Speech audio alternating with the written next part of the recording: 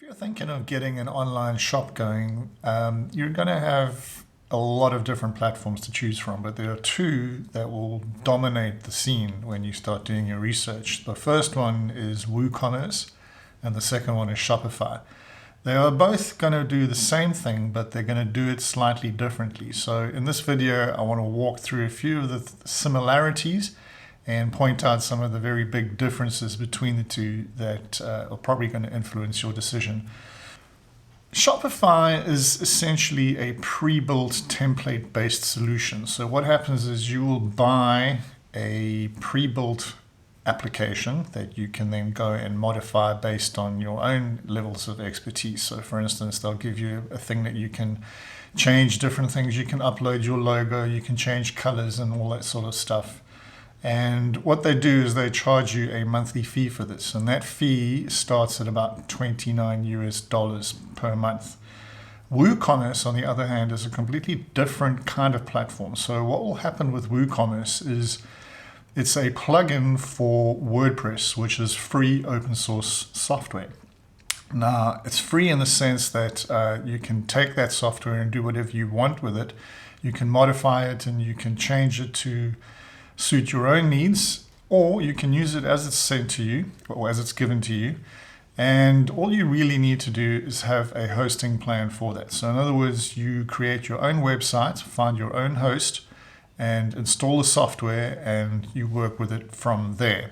The differences between WooCommerce and Shopify are where things start to get a little bit interesting. So for example, now apart from the monthly cost of Shopify of $29 if you're at the entry level, it goes all the way up to $300 a month.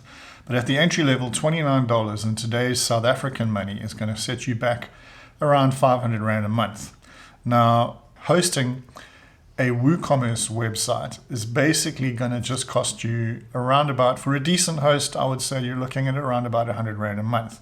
In my own personal business, I'd only charge once a year, and that's about 995 Rand at the current pricing. So less than 100 Rand a month to host a WordPress-based website, including WooCommerce. The other thing with Shopify is that if you sell anything on their platform, they are going to charge you a commission. If you're using their payment gateway, which isn't really feasible for South Africans because you have to price in US dollars, but if you were using their payment gateway, you'd be paying 2.9% of whatever the sale is. If you were using your own gateway, you'd be paying 2% to Shopify, and then you would also be paying around about between 2.9 and 3.5% to whoever you're using as your South African gateway. So those costs will still translate through to WooCommerce, but the difference is with WooCommerce, you're not paying WooCommerce anything. So that 2% minimum charge that Shopify will levy against you for making a sale is not going to happen on WooCommerce. What will happen on WooCommerce is that you will be able to install your own payment gateway. So in South Africa, the two most prominent ones that I've encountered are PayFast and Yoco.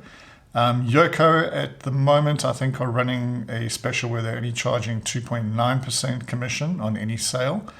And PayFast charge 3.5% commission on any sale. So those are the costs that you will not be able to get away from, regardless of whichever platform you decide to use on. Obviously, Shopify have got an additional cost. So if you are paying 2% to them and 3.5% to PayFast, for example, that's 5.5% of your profit or of your sale is going to them regardless of what your profit margin is. Whereas if you were using WooCommerce, you would only be paying the 3.5% to PayFast. All right. Okay, the next thing is it extendable? So Shopify is extendable. There are quite a lot of different plugins or different extensions that you can buy from Shopify. What I've seen on their website so far indicate that there are some that are free and some that you would pay for. And the prices of them vary depending on what level of service that you want. And the same thing is true for WooCommerce. You're going to find plugins that are available that'll be free. And you're going to find plugins that you would obviously have to pay for. We use quite a few of them, and some of them are really good. Some of them are free, some of them are not so free. It depends on what you want to do. Is it easy to use? Shopify is definitely quite easy to use for the average person. You're insulated from any of the coding that happens, whereas on WooCommerce, you can be insulated from the coding, and it is easy to use, but it requires just a little bit more technical information, but you're given the freedom to learn that technical information. So it's not crazy difficult, but it is not quite the same as Shopify, for example. So Shopify is that insulated system where everything gets dealt with in a very slick manner. Whereas with WooCommerce, it's more of a kind of a home industries type approach. So you would need to follow certain steps in order to get things working the way that you need them to work. Right. So just on the gateway side of thing, for Shopify, you're kind of limited with the number of gateways that you can have. As far as I know, from a South African perspective, you'll be able to use PayFast. And I think there are a couple of other ones as well, but I'm not entirely too sure about that. Whereas on WooCommerce, you're basically able to use just about any payment gateway that you want. The most popular one being PayFast, which, as I've said, is about 3.5% commission plus a few transaction fees as well. And recently, Yoco have entered this space as well with their own WooCommerce plugin. And I found that their plugin is a really, really good one. It integrates very nicely with WooCommerce, and their backend is quite significantly easier to use than PayFast's one.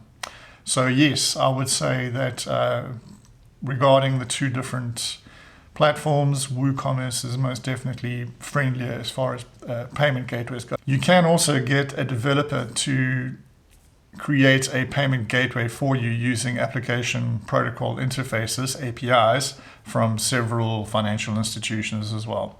The last thing that I want to talk about in this little video regarding the differences between WooCommerce and Shopify is that if you're deciding to go with Shopify, just bear in mind that you are actually sending money out of South Africa.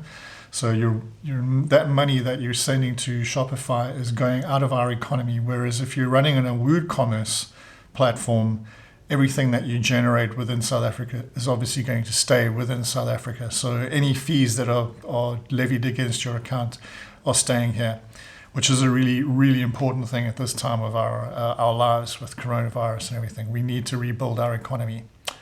Okay, well, that wraps up this video. If you have any questions, please just leave them in the comments section below. I'll be more than happy to answer them.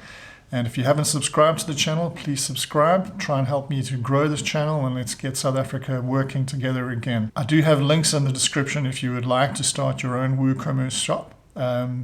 Please go through to those links and click through, and I will be here to help you. Until next time, take care.